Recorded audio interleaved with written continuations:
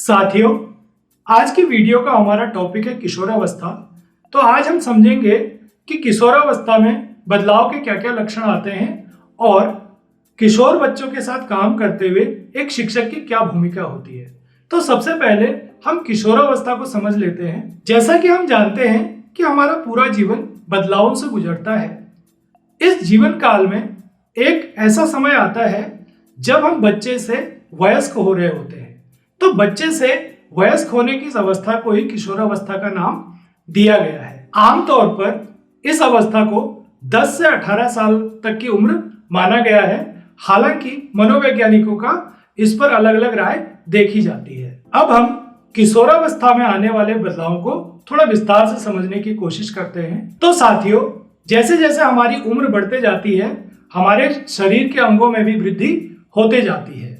ऐसा कहा जाता है कि 18 से 20 साल तक हमारे शरीर का लगभग पूरा विकास हो चुका होता है, अर्थात हम शारीरिक रूप से परिपक्व हो चुके होते हैं। शरीर के विकास के साथ ही हमारा संज्ञानात्मक और भावनात्मक विकास भी होते रहता है। किशोरावस्था में संज्ञानात्मक विकास की अगर बात करें तो जैसे जैसे बच्चों की उम्र बढ़ती है, उनकी समझ का दायरा भी बढ़ते जाता है। वे किसी भी सुनी हुई बात को तब तक स्वीकार नहीं करते हैं जब तक उसके पीछे उन्हें तर्क या कारण समझ में नहीं आता है। इस बात को अगर हम एक उदाहरण से समझने की कोशिश करें तो कई भारतीय घरों में एक मान्यता है कि मंगलवार के दिन बाल नहीं कटाने चाहिए।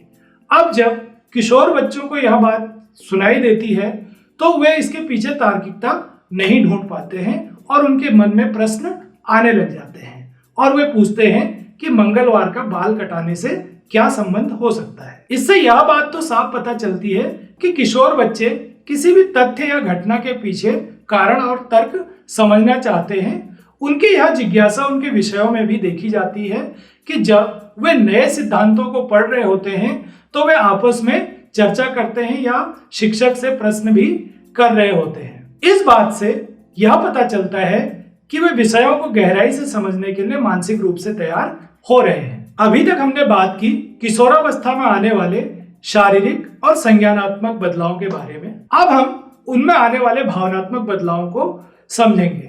तो किशोर बच्चों के साथ काम करते हुए हमने यह अनुभव किया है कि अगर उनके मन के मुताबिक कोई बात की जाए तो वे बहुत जल्दी खुश हो जाते हैं, उत्साहित हो जाते हैं, और अगर बात उनके मन के मुताबिक नहीं है तो वे हतोत्साहित हो जाते हैं या निराश हो जाते हैं।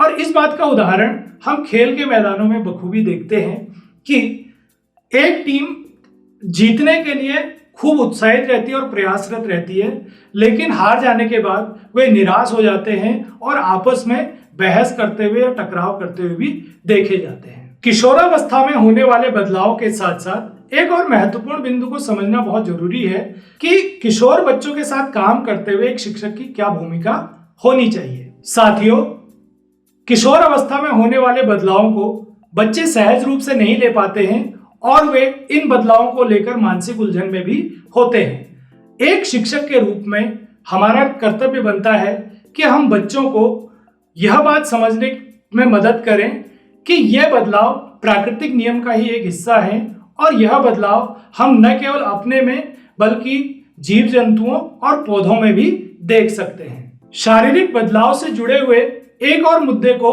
हम अपनी कक्षाओं में देखते हैं कि बच्चे लिंग के आधार पर भेद को अपने व्यवहार में भी दर्शाते हैं। जब शिक्षक बच्चों को काम देते हैं तो वे बालक और बालिकाओं के अलग अलग समूह बनाकर काम करने लगते हैं। ऐसे में एक शिक्षक को यह समझने में मदद करनी चाहिए कि लिंग का अंतर हमारे सोचने, समझने और काम करने में कोई प्रभाव नहीं डालता है। ऐसा करने से हम बच्चों में परस्पर सम्मान और सहयोग की भावना का विकास भी कर सकते हैं। साथियों, जैसा कि हमने देखा कि उम्र बढ़ने के साथ साथ बच्चे तर्क वितर्क करने लग जाते हैं और कारणों को समझने की कोशिश करते हैं, तो ऐसे में शिक्षक का यह दायित्व बनता है कि वे बच्चों के मानसिक स्तर को समझें और उनके मानसिक स्तर के अनुसार ही उन्हें काम दें। बच्चों में होने वाले भावनात्मक बदलाव को लेकर शिक्षक बच्चों की प्रतिक्रिया पर उनसे बातचीत करें और उनको सही दिशा में बढ़ने के लिए